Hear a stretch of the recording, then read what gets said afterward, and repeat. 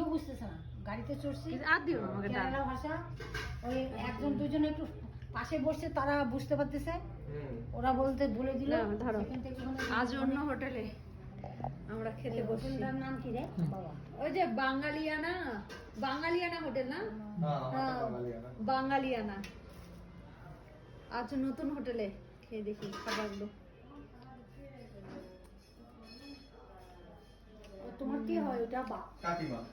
রান্নাগুলো ভালো, হ্যাঁ পরিষ্কার পরিচ্ছন্ন, রান্না ভালো। বাঙালিয়ানা হোটেল। ওরা আসছে বেড়াতে না এখানেই থাকবে?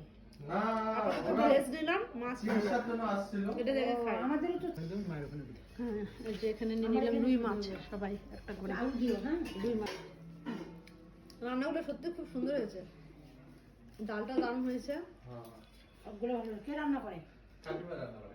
তাই তো আমাদের বাঙালি নাকি এখন এখানে রান্না করবে? এখন এখানে কন্টিনিউ 3 মাস দাম থেকে করেছে, অনেকদিন পরে এখানে এসে প্রথম তৃপ্তি করে খাচ্ছি।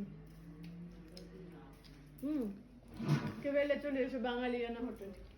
ওই জন্য তো আমার এখানে যে একবার কাস্টমার আসে মানে অন্য জায়গায় খাবেই না। তাই তো, কেন খাবে?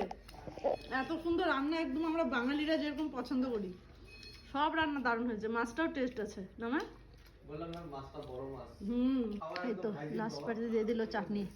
পুরো দিন পরে আমরা খাচ্ছি, পুরো দিন খাইনি, চরম খিদে পেয়ে গেছিল। আর রান্নাগুলো এত সুন্দর হয়েছে না মা, বলো? রান্নাগুলো খুব সুন্দর হয়েছে, একদম ঘরোয়া রান্না। খেয়ে ভীষণ তৃপ্তি, সবার পাত দেখে বুঝতে পারবে।